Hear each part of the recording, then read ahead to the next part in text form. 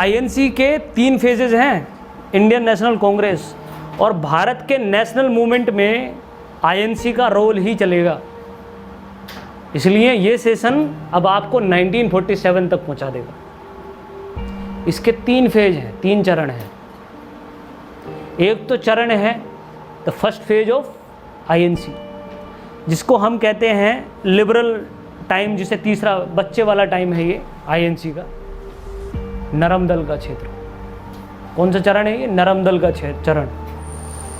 कब से कब तक चला? 1885 से स्टार्ट होता है, शुरुआती है, और 1905 तक चला। 1905। इसमें क्या है कि इसमें आईएनसी बनती है, और बनने के लिए किसी भी चीज़ की आइडियोलॉजी ज़रूरी होती है। तो कांग्रेस की आइडियोलॉजी क्या बनती है, वो यहीं बनाई जाती है इस फेज में। कैसे लोगों को जोड़ना है, बहुत कठिन काम है ये। तो पहला फेज तो ये है। दूसरा फेज है साहब गरम दल का, सेकंड फेज 1905 से 1917, 1917। ये दूसरा फेज रहा, ये गरम दल का रहा।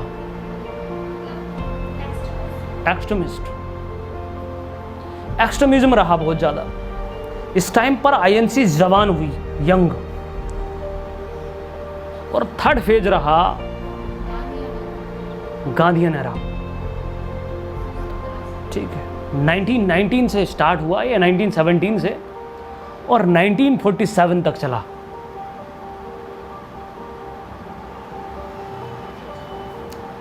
और जो फर्स्ट फेज है, इसके सबसे प्रमुख जो लीडर हैं वो है गोपाल कृष्ण गोखले।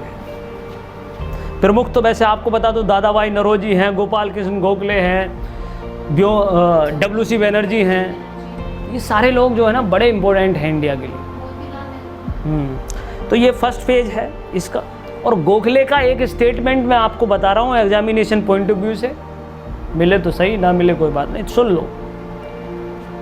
और उसी स्टेटमेंट से इस फर्स्ट फेज की यूटिलिटी पता चल जाएगी। गोखले ने एक बार कहा था, गोपाल कृष्ण गोखले ने कहा था कि तुम्हें पता है कि हम इतिहास में किस रूप में न जाने जाएंगे?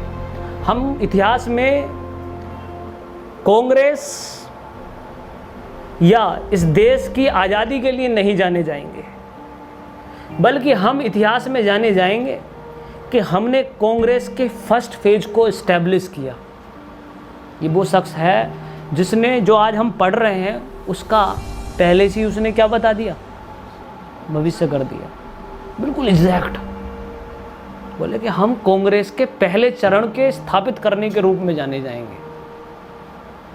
और हुआ भी ऐसा ही कि हम आज गोपाल कृष्ण गोखले के इस टाइम को फर्स्ट फेज के रूप में जानते हैं। क्या दूरदृष्टि रही होगी उस कैंडिडेट की, सोच के देखिए आप। यहाँ आदमी को ये पता नहीं रहता कि कल को क्लास अटेंड होगी या नहीं होगी, खांसी जुकाम बुखार हो जाता है, कोई आकस्मिक घटना हो जाती है। इस आदमी ने पहले से बता दिया कि हम फर्स्ट फेज में आएंगे और स्टैब्लिश उसमें रखा जाएगा। नेक्स्टली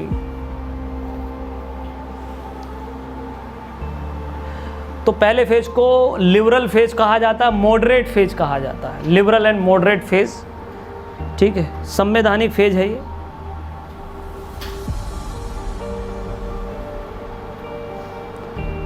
सबसे बड़ा योगदान लिखिए, the most important contribution of liberals. सबसे बड़ा योगदान इन उदारवादियों का क्या रहा? Ideological grounds for political struggle.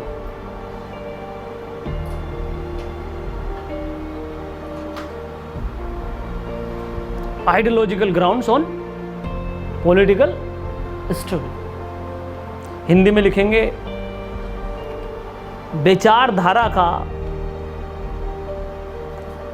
विचारधारा की स्थापना राजनीतिक संघर्ष में। विचारधारा बहुत बड़ी चीज होती है। किस आइडियोलॉजी के हैं आप, ये भी तो जरूरी है। किस क्षेत्र में जो है आपका ध्यान है, आइडियोलॉजी, तो उस आइडियोलॉजी को किसने बनाया? फर्स्ट फेज के कांग्रेसियों ने। आइडियोलॉजी समझते हैं? सबसे इंपॉर्टेंट चीज पॉलिटिक्स में क्या है? आइडियोलॉजी। मैं हिंदू आइडियोलॉजी का आदमी हूं, मंदिर बनवा कर रहूंगा, मेरी अपनी एक विचारधारा है। जितने लोग इस बात को मानते हैं उतने लोग मुझे वोट दे देंगे, जो नहीं मानते हैं वो गालियां दे देंगे। ये है आइडियोलॉजी। हमारा देश एक संवैधानिक देश है, सेकुलर कंट्री है, हर मजहब की इज्जत करता है, इसलिए किसी एक मजहब को आगे नहीं रखा जा सकता। आइडियोलॉजी है सेकुलरिज्म, पंथ निरपेक्षता। जितने लोग इस बात से सहमत होंगे उतने वोट दे देंगे, जितने नहीं होंगे उतने गाली दे देंगे। बिना आइडियोलॉजी के पॉलिटिक्स संभव है?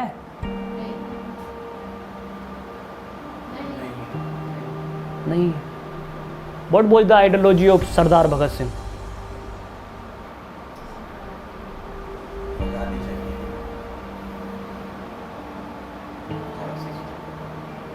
मार्क्सिस्ट, समाजवादी, लेबर और किसान के हकों को सबसे ज़्यादा आगे रखने वाला सेक्शन मार्क्सिस्ट। आप गाए जा रहे हो भगत सिंह, सरदार भगत सिंह, ये वो। आइडियोलॉजी क्या है कैंडिडेट की? आइडियोलॉजी का इंसान होता है राजनीति में। बिना आइडियोलॉजी के राजनीति संभव ही नहीं है। आम आदमी पार्टी की आइडियोलॉजी क्या है?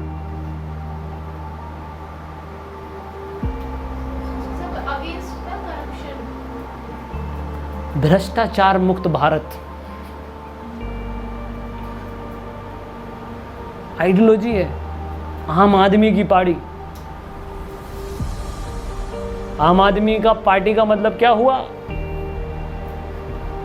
No materialistic life. I am the muffler man with zukam and khansi. That is the meaning of aam aadmi. I have a WagonR in place of Lamborghini. That is the meaning of आम आदमी। वो भी चुर जाती है, लेकिन एक दिन ये आम आदमी जो है जेट विमान में बैठ गया, उसी दिन सुर्खियों में आ गया कि भाई यूके में जो है बच्चों की छुट्टी पड़ी थी, मैं सीएम बन चुका था, तो सोचा मैं भी जो है ट्रिप लगा दूँ। ट्रिप तो लगाई और उसी में से जो है पत्रकार पहुंच गया, बोले आप तो कह रहे थे आप आम आदमी हैं, आप तो एकदम फर्स्ट क्लास एसी में बैठे, बिजनेस क्लास में, आप कैसे आम आदमी हैं?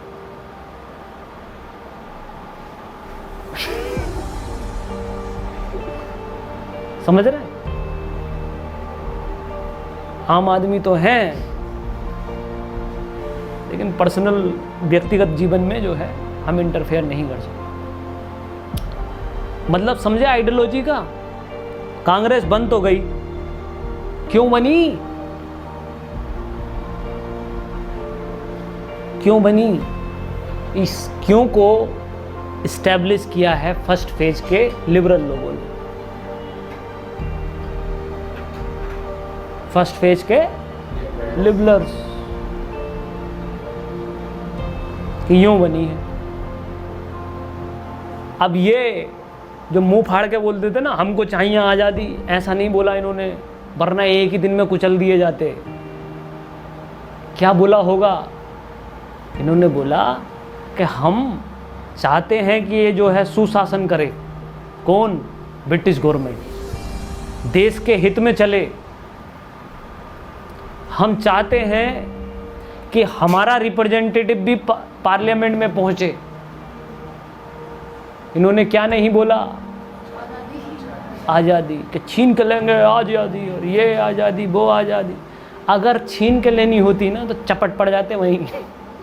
1885 का टाइम चल रहा है और हम लाठियों से लड़ने वाले लोग हैं और वो बंदूकों से वहीं पटक देते। 40-50 लोग तो वैसे ही कांग्रेस में थे, सारे अमीर के अमीर। बड़ी मुश्किल से तो ये पार्टी बनी, और बनने के बाद में आइडियोलॉजी क्या रखी है ये याद रखना आप। और मैं आपको पूरी की पूरी एनसीईआरटी बताऊंगा, और आप मुझे बता देना एनसीईआरटी में कि कहाँ पर आज़ादी शब्द आया है पहली बार के छीन कर लेंगे आज़ादी।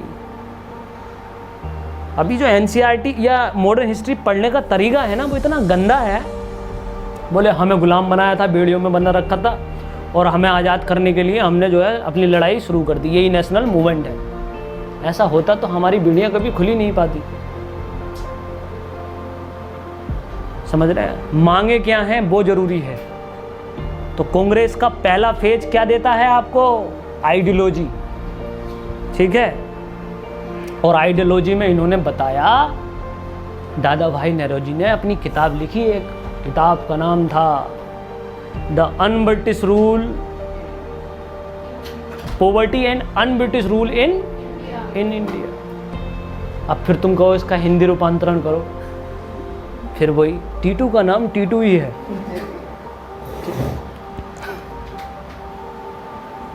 Un-British rule, poverty and un-British rule in India, ये किताब लिखी इसने। और इस किताब में एक डायग्राम बनाया इन्होंने, और उस डायग्राम का नाम लिखा ड्रेन ऑफ। इसका हिंदी बताएंगे, इसका हिंदी है, हाँ जी, धन के निष्कासन का सिद्धांत।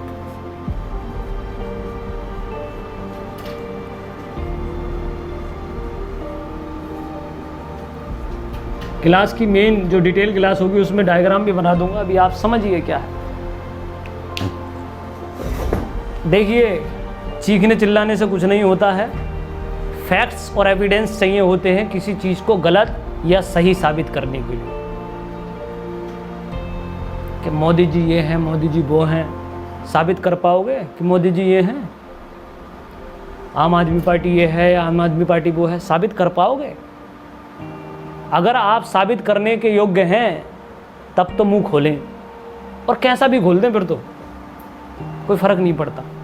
और जो साबित करने के मुंह क्या नहीं हो, काबिल ना हो ना, तो मुंह मत खोल देना कभी, वरना ओखली और मूसल सुना है तो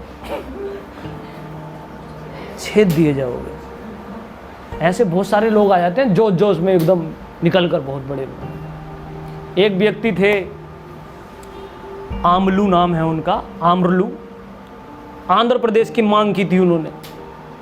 बोले मर जाएंगे, आंध्र प्रदेश लेकर रहेंगे। आंध्र प्रदेश तमिलनाडु से छुट के अलग हुआ था भाषा के आधार पर, पहला राज्य।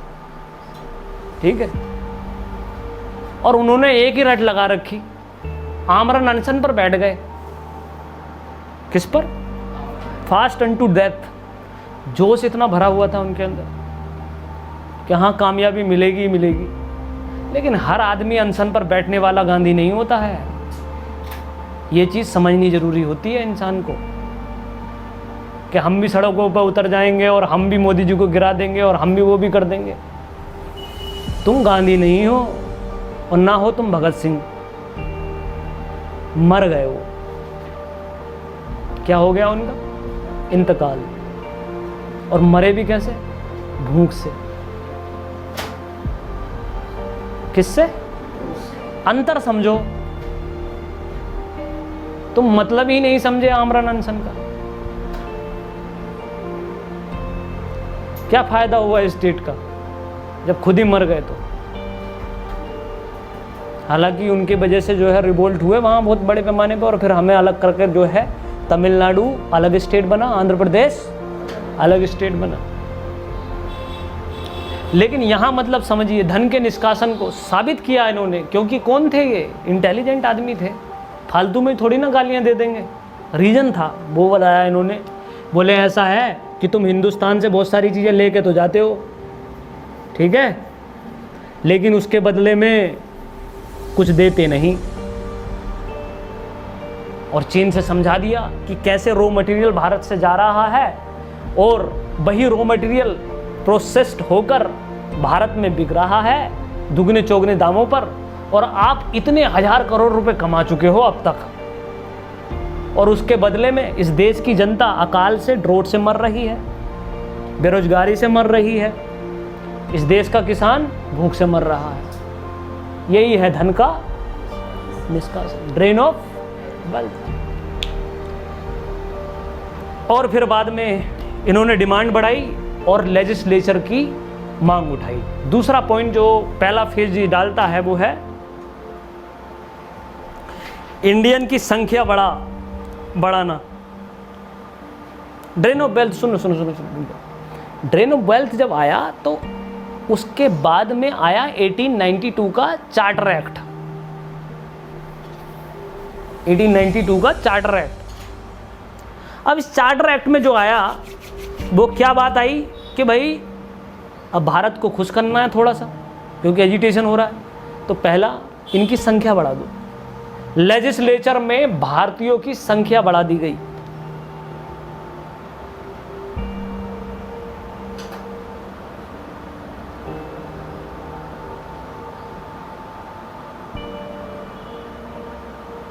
और इनडायरेक्ट इलेक्शन का, मगर इलेक्शन तो दिया, मगर कैसा दिया? Indirect election. जनता को राइट नहीं दिया, वोटिंग राइट। याद रखना इस बात को। भारत के लेजिस्लेचर को तो दिया, मगर जनता को राइट नहीं दिया कि वोट डालेंगे। और इलेक्शन कैसा बताया? इनडायरेक्ट। दो तरह से इलेक्शन होता है, डायरेक्ट और इनडायरेक्ट। प्रत्यक्ष में जनता खुद वोट डालती है और अप्रत्यक्ष में उसी जनता में से उस रिप्रेजेंटेटिव के द्वारा वोट डलता है, तो इनडायरेक्ट इलेक्शन होगा। और तीसरी चीज जो इनके अंदर में आई, बोले कि क्वेश्चन पूछने का अधिकार होगा अब आपको पार्लियामेंट में। कौन सा right? Right to ask the question. यह अधिकार बहुत बड़ा होता है। कौन सा क्वेश्चन है ये? ठीक है, राइट टू आस्क। लेकिन साथ में इन्होंने एक सप्लीमेंट्री बाउंड्री भी लगा दी इसकी। वो क्या थी? बोले कि क्वेश्चन तो पूछोगे लेकिन पहले लिख के दोगे, डायरेक्टली नहीं पूछोगे। सप्लीमेंट्री बॉडी क्या थी? बाउंड्री क्या बनाई इन्होंने? लिख कर दोगे क्वेश्चन, डायरेक्टली नहीं। इससे भारतीय जनता खुश होगी या दुखी होगी? नाराज होगी। मजा नहीं आया, बोल दिया भारतीयों ने, मजा नहीं आया, कुछ अच्छा करो। और फिर से जो है नेशनल मूवमेंट को और पकड़ मिल गई। ठीक है, भारतीय युवा नेशनल मूवमेंट से जुड़ने लगा। इंडियन यूथ,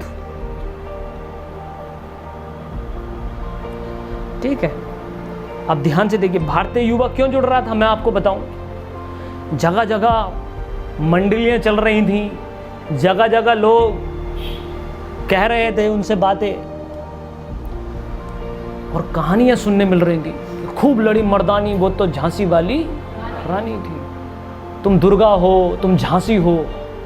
महिलाएं के हैं? बोले हाँ। बोले ठीक है। ये दराती है ना, ये सिर्फ धान और गेहूं काटने के लिए नहीं है, कभी अंग्रेज की गर्दन भी काटो। ठीक है। तो लोगों के अंदर जोश पैदा हो गया। और ये यूथ था, क्या था? यूथ। उसे कहा गया, बोले तात्या टोपे को जानते हो? बोले हाँ जानते हैं। कुंवर सिंह को जानते हो? और मंगल पांडे? बोले जानते हैं। बोले ये मर्द थे, तुम तो नामर्द हो।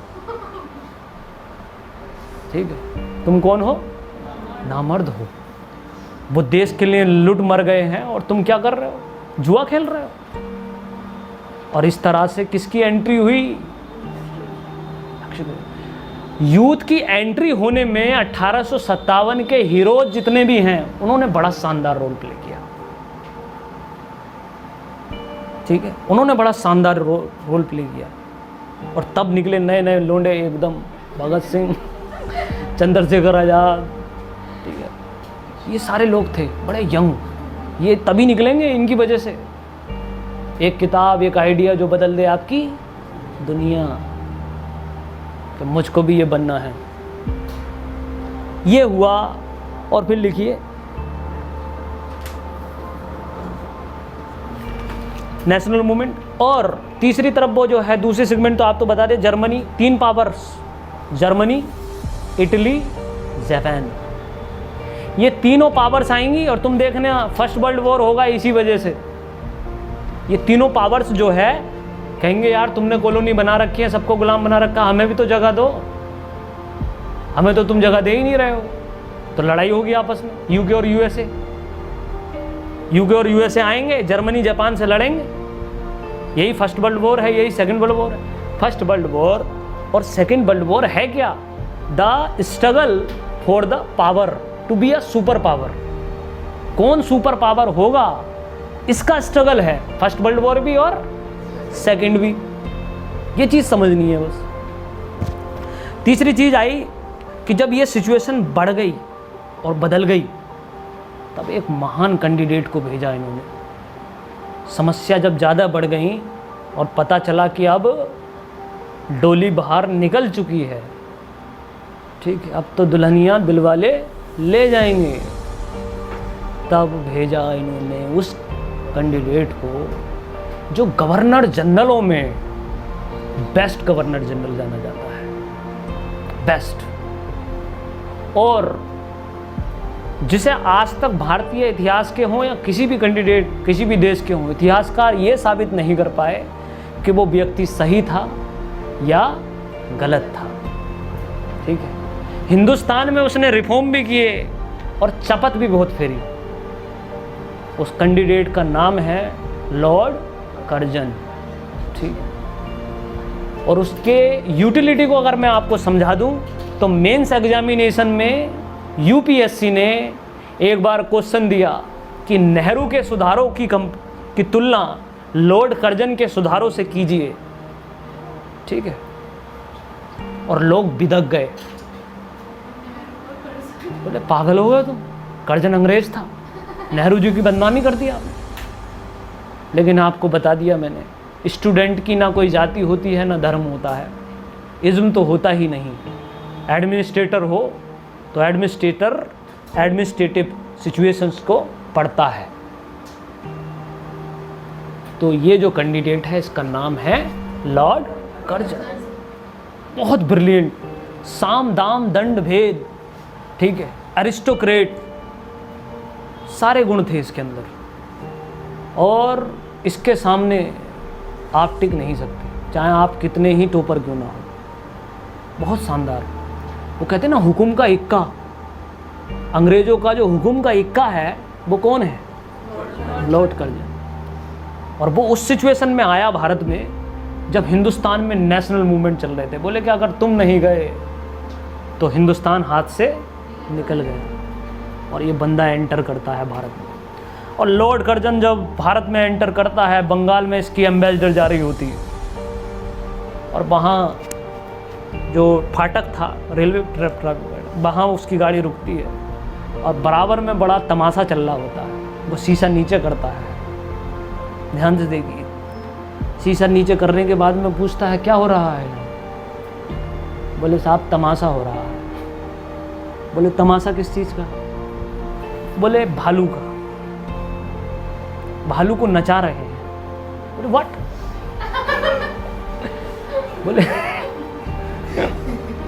बोले हाँ। कि भालू नाचता भी है क्या? बोले हाँ देखो। बोले यार सही उतरा। उसने देखा भालू नाच रहा था,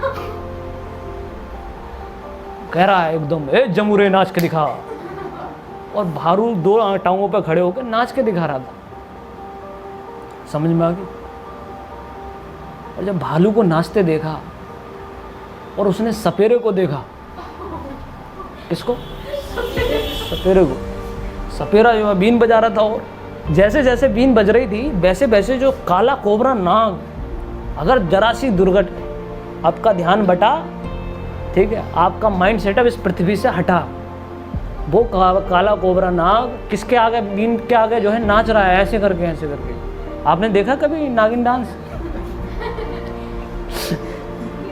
अब बीन के साथ, अब ये कैंडिडेट पढ़ा लिखा है, इसने लिखा है कि मुझे एक दिन तक नींद नहीं आई ये सोचते हुए कि नाग या फिर जो स्नेक होते हैं वो तो बहरे होते हैं, उन्हें आवाज पहुंच कैसे रही थी? हाँ मैं मजाक उन्हें आवाज़ पहुंच कैसे रही थी? आपको पता है सांप जो है सुन नहीं सकते, लेकिन आप हिंदुस्तान का टैलेंट देखिए। हिंदुस्तान में बीन बजाते ही नाक निकलकर बाहर आ जाते हैं और निकलने के बाद में वहीं आकर खड़े हो जाते हैं। देखा है आपने? How is this possible man? कुछ लोग तो गले से ही बीन बजा देते हैं।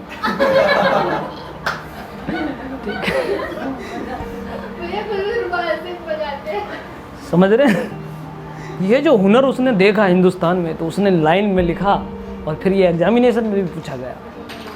लॉर्ड कर्जन ने लिखा कि India is a land of sorcerers and jugglers. Bharat मदारियों का और जादूगरों का क्या है? देश है। अब इसे तुम नेगेटिव वे में ले जाओ, लेकिन मैं तो पॉजिटिव वे में लेके जाता हूँ। मुझे तो मज़ा आता है जब सुनता हूँ कि हाँ सही है, क्योंकि मदारी होना और जादूगर होना गर्व की बात है सर, इन्फीरियर बात थोड़ी ना है। समझ गए? मदारी तो बहुत बड़ी चीज़ है।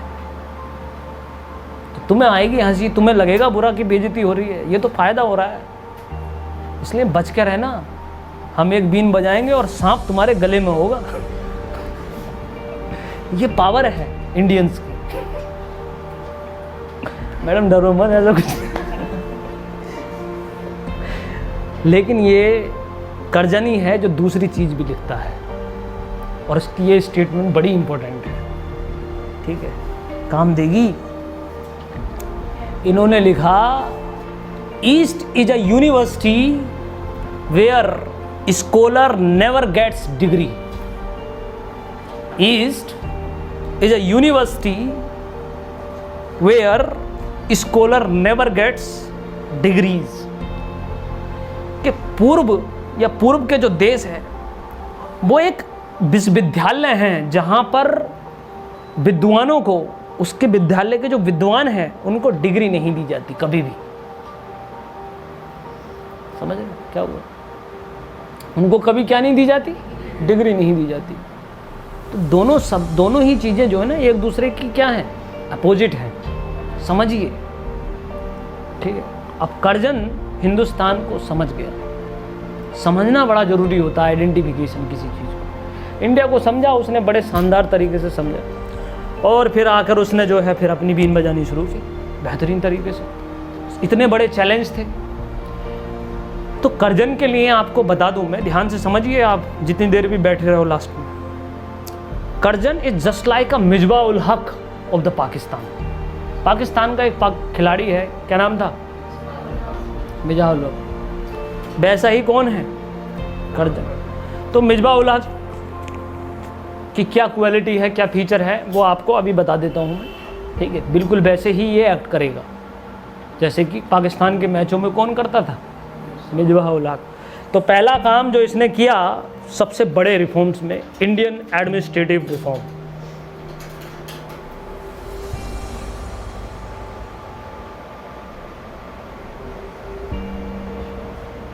Battery level is very low. चलो देखते हैं। पहला काम इसने किया एडमिनिस्ट्रेटिव रिफॉर्म।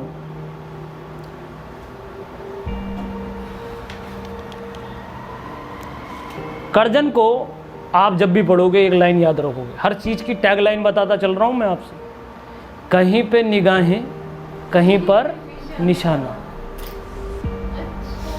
समझ गए? ये इसका सीक्रेट लाइन है, लिख लेना, कभी शर्माओ। कहीं पर निगाहें, कहीं पर निशाना, इसका अप्रोच है।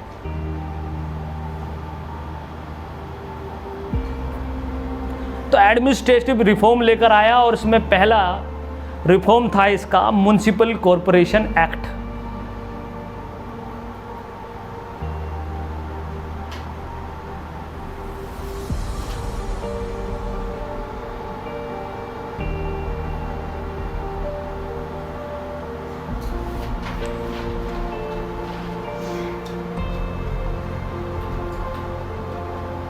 Municipal corporation act. अब म्युनिसिपल कॉरपोरेशन एक्ट जब लेकर आया ये, तो इसने म्युनिसिपल कॉरपोरेशन को, जो होती है नगर पालिकाएं, नगर योजनाएं, इसको बड़ा मजबूत कर दिया, ठीक है। और उसके बाद में इसमें भारतीयों का पार्टिसिपेशन था, आपको पता है। 1892 में म्युनिसिपल कॉरपोरेशन एक्ट आया था, याद रखिएगा ये बात। 1892 में ये लोकल बॉडीज हैं एक तरीके से।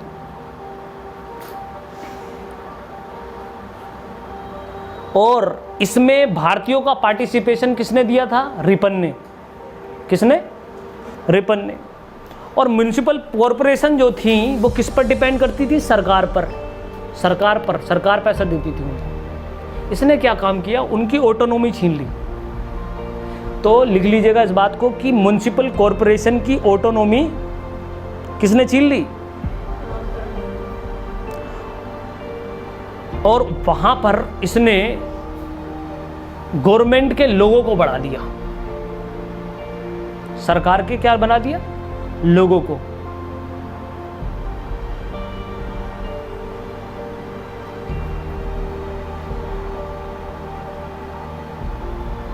ठीक, क्या कारण था?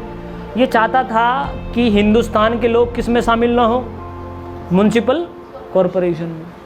और इसने व्यंग में कहा था, बहुत इंपॉर्टेंट क्वेश्चन था, मजाक में कहा था कि मैं गवर्नर जनरल बनने के बाद, या मतलब इसके पद को त्यागने के बाद कलकत्ता का मेयर बनना पसंद करूँगा। ये क्वेश्चन बड़ा इंपॉर्टेंट है, इसने व्यंग में कहा था ये। तो आप समझ सकते हैं कि एक मेयर की पावर को इसने बढ़ा दिया था, लेकिन अंग्रेजों के लिए। लेकिन हिंदुस्तानियों को क्या कर दिया इसने? आउट। लेजिस्लेचर में हिंदुस्तानियों को आउट कर दिया।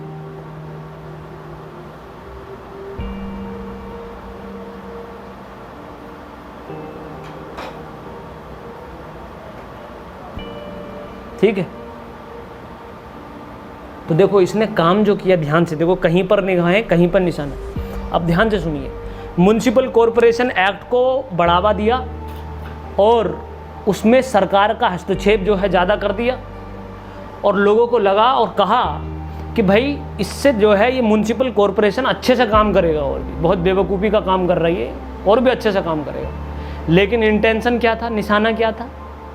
निशाना था इंडियंस को लेजिस्लेचर में आने से रोकना। ये बात। दूसरा काम, पुलिस रिफॉर्म। पुलिस, इसको कहा जाता है एंड्रयू रिफॉर्म कमीशन। एक कमीशन बना, इसका नाम था एंड्रयू रिफॉर्म। एंड्रयू ANDREW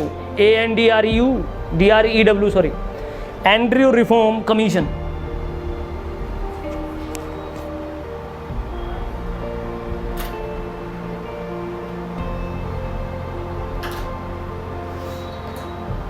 और उस रिपोर्ट में कहा गया, इसकी रिपोर्ट में, कि पुलिस इंडिपेंडेंट है और कमज़ोर है।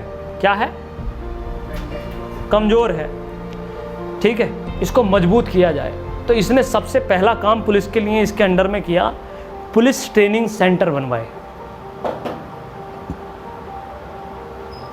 और बहुत बढ़िया चीज़ है, सोनी टीवी पे आती है, दया दरवाज़ा खोल। क्या नाम है? CID नाम का पद बनाया इसने, डिपार्टमेंट। CID डिपार्टमेंट बनाया, एस्टेब्लिशमेंट किया, बहुत मजबूत किया इसको।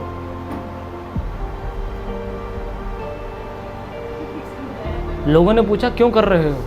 इसने जवाब दिया, लोगों को लॉ एंड ऑर्डर में लाना चाहता हूँ। ठीक है, कि लोगों को क्या लेना चाहता हूँ? Law and order. सही है। अब देखो लोगों को आंसर क्या दिया इसने? To maintain the law and order. Intention क्या था?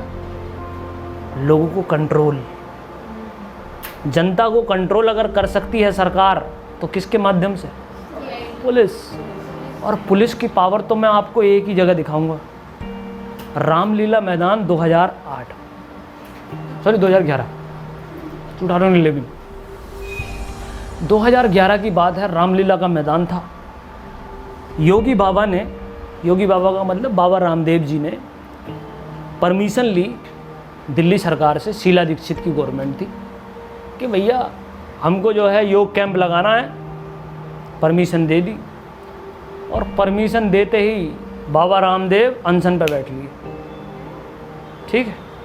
और वहाँ पर योग कैंप को ही भ्रष्टाचार आंदोलन के तौर पर स्थापित कर दिया। बोले ये वो, कुछ लोग सपोर्ट के लिए भी पहुँच गए वहाँ पर। अब शीला दीक्षित को बड़ा गुस्सा आया, बोले यार इस आदमी ने तो परमिशन जो है किसकी ली थी, अब ये भ्रष्टाचार के खिलाफ आंदोलन कर रहा है, कोई प्रॉब्लम नहीं, आंदोलन करना था, ये कहाँ जाता, ठीक है, जंतर मंतर, ये कितनी अच्छी खासी इससे बड़ी जगह दे रखी है, लेकिन गलत तरीके से इस्टेब्लिश कर दिया। तो उस जो है बाबा रामदेव जी को बड़ी इज्जत करते हैं वैसे हम, मैं बता दूं आपसे, उन्होंने वैसे भी कोरोनिल बना लिया, अब तो इज्जत और बढ़ गई। तो उनको नोटिस भेजा। अब नोटिस भेजने के बाद में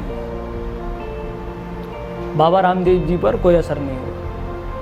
उन्होंने बोला कि तुम्हें जाना है, आंदोलन करना है, कहाँ करो, जंतर मंतर पर कर लो, रामलीला मैदान पर कभी ना आंदोलन हुआ है और ना कभी होगा।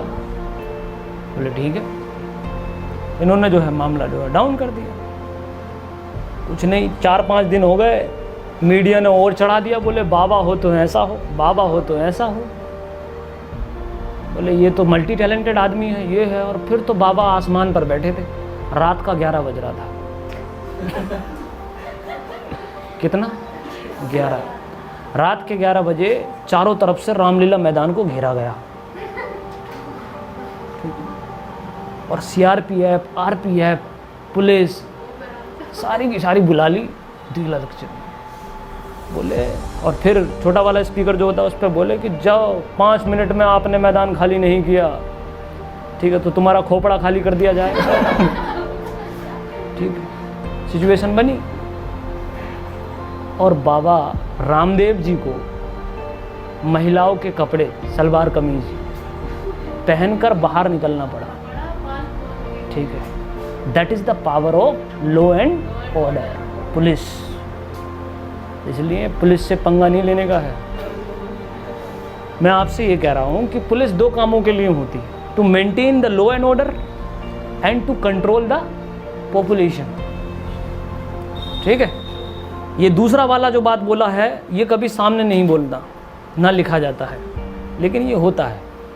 तो इसने भी लोगों को कंट्रोल करने के लिए पहले पुलिस को अपने कब्जे में किया। नेक्स्ट, तीसरा काम बहुत ही खतरनाक, यूनिवर्सिटी एक्ट। यूनिवर्सिटी एक्ट जल्दी जल्दी कीजिए, लोड कर्जन कंप्लीट करना है। कौन सा एक्ट? यूनिवर्सिटी। अब यूनिवर्सिटी एक्ट जो है, क्रांति यूनिवर्सिटी में जन्म लेती है। यूथ कहाँ रहता है? यूनिवर्सिटी में। पढ़ने नहीं जाता वो, क्रांति करने जाता है। समझ रहे हैं?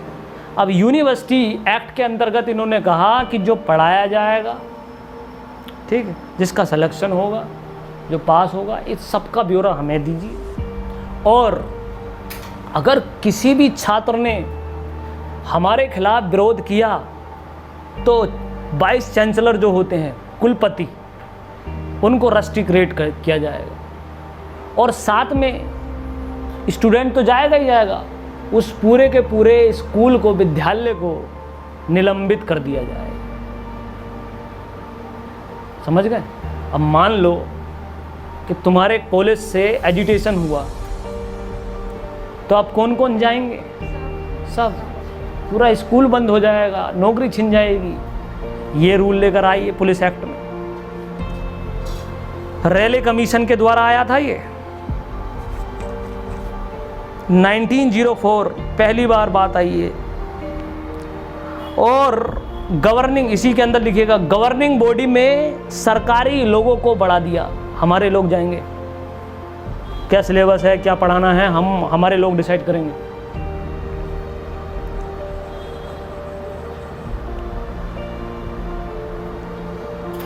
ठीक है।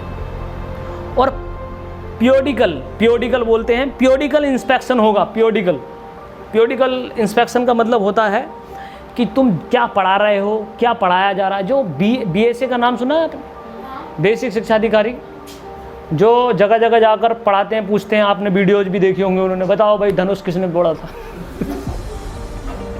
ठीक है, ये BSA होते हैं जो छोटे क्वेश्चन पूछ लेते हैं, भारत का प्रधानमंत्री कौन है, बोला शीला दीक्षित। ये सुनिए आपने वीडियो, ये कौन होते हैं, BSA। इस इंस्पेक्शन को बोलते हैं पीरियोडिकल इंस्पेक्शन। ये शुरू स्टार्ट हुआ, ठीक है, कि कहीं तुम झांसी की रानी तो नहीं पढ़ा रहे, क्योंकि अगर आपने यूथ को झांसी की रानी पढ़ा दिया सही तरीके से तो उसके अंदर झांसी की रानी पैदा हो जाएगी, समझे। तो कमी पढ़ाने वाले में ही रहती है, याद रखना इस बात को हमेशा याद रखना। इसलिए किसी दिन मैं भी टीचर डे पे बोलूँगा किसी दिन कि कहीं ना कहीं भारत की इस व्यवस्था और इस प्रॉब्लम के पीछे भारतीय अध्यापकों का बहुत बड़ा कंट्रीब्यूशन है, और ख़ासतौर हायर स्टडीज़ के, ठीक है, ख़ासतौर कहाँ, हायर स्टडीज़ के। चलो देखो नेक्स्ट। तो इंस्पेक्शन स्टार्ट किया और यूनिवर्सिटी के फाइनल डिसीजन सीनेट पर छोप दिए गए, लिख लीजिएगा, final decision is under the senate के अंदर आ गए।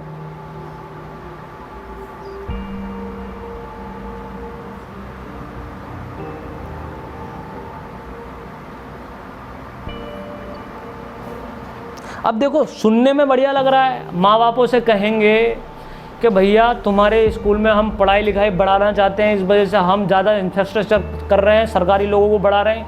माँ बाप को बड़ा अच्छा लगेगा, बोले सही कर रहे हो आप तो, ठीक है, कनपटे पे मारो और ये अभी राजनीति खेले तो, बल्कि पढ़ाई कराओ इसको।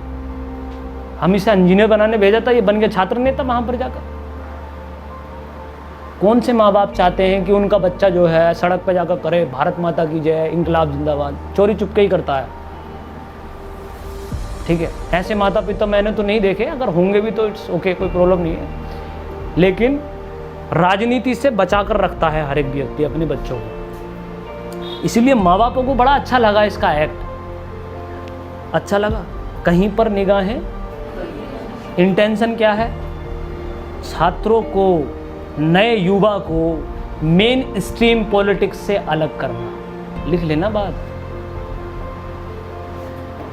मेन इंटेंशन क्या था इसका, छात्रों को मेन स्ट्रीम पॉलिटिक्स से अलग करना। इसलिए अगर आप शहीद भगत सिंह की फिल्म देखोगे अजय देवगन वाली, तो उसमें एक प्रोफेसर आता है उनके पास, क्या कर रहे हो तुम, बोले कुछ नहीं, कौन सी किताब है, बोले ये है वीर सावरकर की, ठीक है, 1857 का विद्रोह, ये पढ़ोगे तुम। क्यों, क्योंकि यूं, समझ गए क्या पढ़ना है क्या। चौथा काम लिखो जल्दी फटाक से। Fourth, economic reform.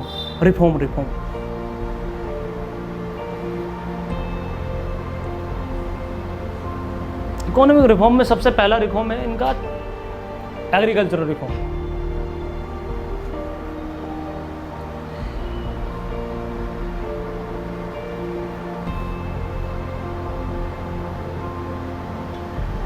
तो पंजाब में ये एक्ट लेकर आए, इसका नाम था, बिल्कुल आज से रिलेटेड है, Punjab land alienation act.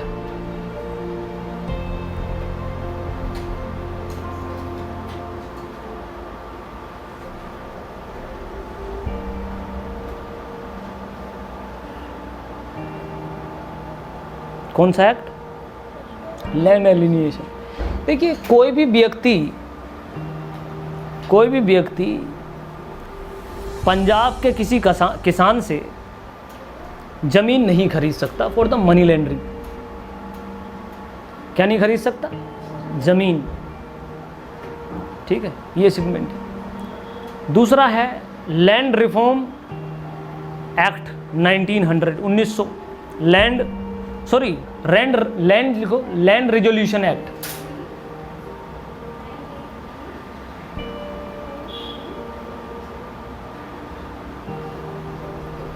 Sunset को खत्म कर दिया इसने, जमींदारी व्यवस्था खत्म, लिख लीजिए, सनसेट रूल खत्म।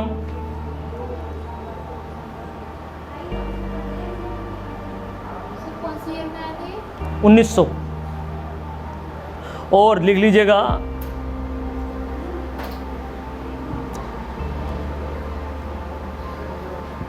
Cooperative bank to provide money, बहुत इंपॉर्टेंट बात है ये। कर्जन ने स्टार्ट की थी कोऑपरेटिव बैंक्स इंडिया में पहली बार। Cooperative bank to provide money to farmer, loan पर पैसा लो, खाद बिखेरो, इंजन लगाओ, ट्रैक्टर लो, हल चलाओ, किसके थ्रू? Cooperative bank. नेक्स्ट है फोर्थ पॉइंट, स्कॉट मोनक्रीफ कमीशन। मैनक्रीफ है मोनक्रीफ, मोनक्रीफ कमीशन 1901 में आया था ये।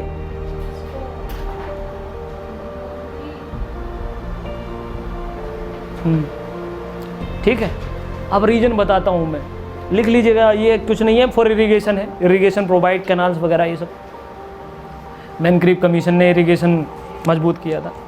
अब देखिए इरिगेशन जो मजबूत किया था, इस बात को समझिए, क्या मकसद था। किसानों को जब इसने खुश किया, किसान खुश हो गया। द पॉलिसी ऑफ अपीजमेंट लिख लीजिए, निगाहें, ऑब्जेक्टिव तो समझिए, किसानों का भला करना। पहला ऑब्जेक्टिव हुआ, जो ऑब्जेक्टिव हुआ इनका, वेलफेयर ऑफ द फार्मर्स, किसानों का भला करना, कल्याण करना। बहुत बढ़िया बात है, करना चाहिए। और निशाना क्या था? पॉलिसी ऑफ अपीजमेंट, किसानों को खुश करने की नीति थी। अब जब आप किसी को खुश करते हो तो उसके पीछे कोई उद्देश्य जरूर होता है। ठीक है, आप मेरे लिए सुगंध के लड्डू ले आओ कल को, कोई ना कोई उद्देश्य होगा। हो सकता है कि उसमें कुछ मिला हो। उद्देश्य, जब भी आप किसी को खुश करोगे रीजन होगा। बेमतलब कोई खुश नहीं करता किसी को। क्या रीजन था किसानों को खुश करने का? Anyone in the class? नहीं नहीं नहीं नहीं, ऐसा कुछ नहीं, इंडिगो बिंडिगो कुछ नहीं। रीजन है 1905 के एजिटेशन में, 1905 के स्वदेशी आंदोलन में किसानों की भूमिका नहीं देखेंगे आप, किसान आएगा ही नहीं। जब आप किसी का नमक खा लेते हैं तो उसके खिलाफ नहीं बोलते। इन्होंने बोला कि अब जो किसान समुदाय है इसको खुश करके हम आंदोलन को क्या कर सकते हैं? दबा सकते हैं, वीक कर सकते हैं। तो किसानों को खुश करके कर्जन ने मेन आंदोलन से, मूवमेंट से किसको बाहर कर दिया? किसानों को। वो तो मोदी जी हैं जो पंगा ले रहे हैं हम। वरना समझदारी तो इसमें है कि किसानों को क्या किया जाए? खुश किया जाए। अनाज बंटवाओ, खाद बंटवाओ फ्री फंड में। हम कहाँ ये बिल लेकर आ रहे हैं? समझ गए? ये है एजुटेशन, ये है दिमाग। नेक्स्ट देखो, ठीक है, लास्ट चीज लिख लीजिए, फिर हम आगे बात करेंगे। तमाम इन सारे वारदातों के मध्य इस आदमी ने तमाम कल्याण के काम किए, और कल्याण करते करते ये एक कांड कर बैठा। कांड is not a very bad term. सुंदर कांड भी किया था, रामायण में है। तो आप जब इसे सुने, इस शब्द को, तो क्लास में सुनने को मिलेगा, और किसी को ऑब्जेक्शन नहीं होना चाहिए कांड शब्द से। कांड एक अच्छा शब्द है। छोटे काम करेगा इंसान, बड़े काम करेगा, और उनसे भी बड़े काम करे तो वो क्या होगा? कांड। तो काम तो सभी करते हैं, कांड कर्जन ने किया। बहुत बड़ी गलती, ब्लंडर।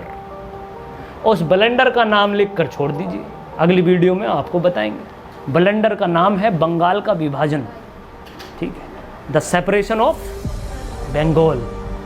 बंगाल को तोड़ कर रख दिया, और जो भी बंगाल को तोड़ेगा भारत उसको नहीं छोड़ेगा। जय हिंद।